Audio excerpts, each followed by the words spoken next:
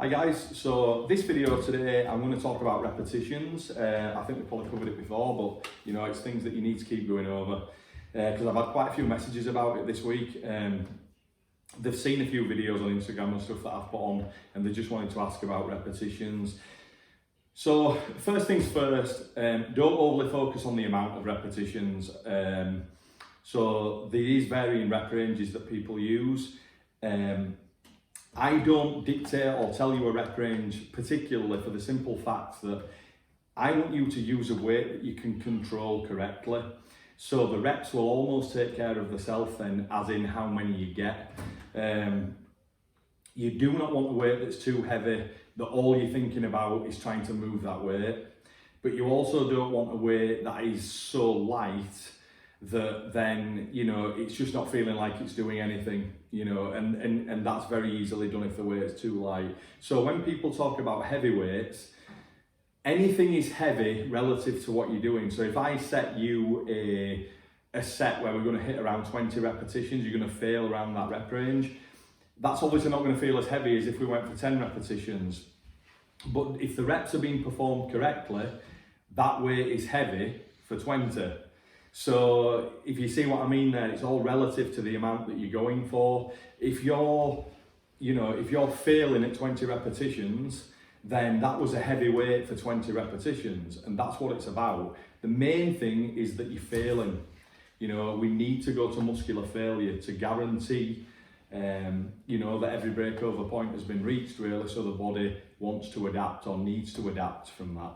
So anyway, performance of repetitions. There are 3 levels of strength, which we spoke about before. So you've got positive, static and negative.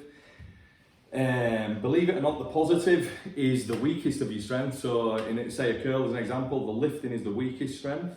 So what you tend to see is people will, a bit of body, English, explode up and just drop it back down. Okay, you're wasting a massive amount of the movement there. So you want to be smooth through the positive. So, start trying to think about flexing the muscle rather than just moving the weight, because you'll tend to use momentum, and momentum will rob you most in the gym of anything. So what you need to do is eliminate momentum or keep it out of it as much as you possibly can. So by starting the movement, thinking of squeezing the muscle and engaging with it thoroughly. And then what I tend to do is, I don't then say remain slow through the movement as a lot do. Then I want you to increase the drive through the movement. So by the time you get into, say, a peak contraction, you're pretty much at maximum. But again, maximum of squeezing the muscle. Rather than thinking of lifting the weight, think of contracting the muscle. You will then come up smoothly, increasing, rather than at any point there's any jerking or you're throwing it around. Again, momentum, not muscle.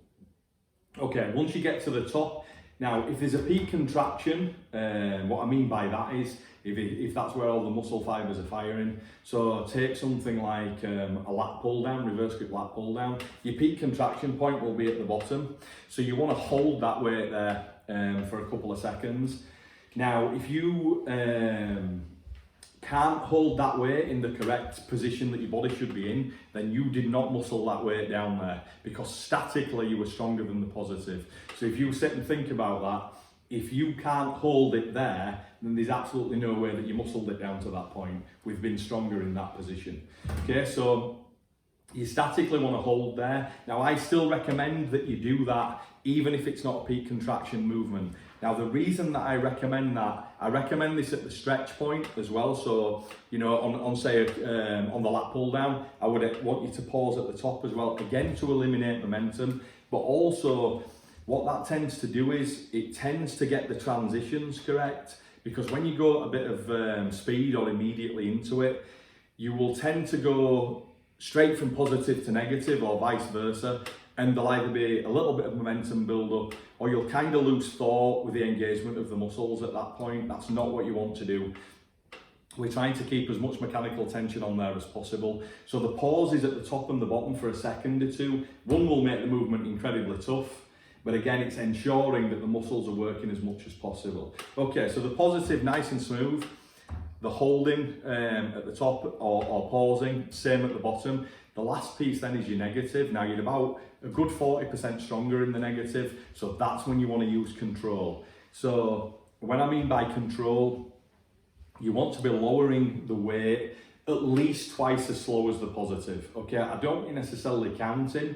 A good rule of thumb is maybe a couple of seconds going up, you know, at least a second or two hold on your transitions, and then probably 4 seconds coming down. But it's more of a thought process. Feel the muscle. You will know there should be some resistance on the negative till you're back down to the bottom. Okay, but again, that should be at least twice as slow as the positive. Then you are putting as much stress on that muscle over the course of each repetition as you possibly can. And your last rep should be just like your first rep. Then it's keeping your volume down, all the other things we've spoke of, taking care of things out of the gym, and pushing those sets to muscular failure. As I said, to ensure all the breakover points have been reached and that maximum muscular growth will and can take place, you know, again, if you're covering every other factor. Okay, so that's how your repetitions should be performed. We can talk about other things, you know, how to make it even more intense, etc. at a later date. But first of all, focus on that quality of how you perform the rep. Never go less than about 6 repetitions on a set, because you're not really taxing things enough at that point there for muscular growth. We're tending to be more at the lower end of the extreme, working more towards strength and things. I wouldn't really be going vastly over 20. If you've seen me sissy squat and things, I'm over 20 sometimes, but that's okay. I can do that on those types of movements. But 99.9, try and maybe go for about 20 repetitions as a max, because what you don't want is to fail because of cardiovascular rather than muscle failure. Okay, so perform your reps like that, and I guarantee you that you will grow from that a lot more than you are now. But remember, volume has to be kept down, intensity has to be kept high. Okay guys, thank you very much. Please subscribe, like and share the video, and we'll see you for the next one. Cheers.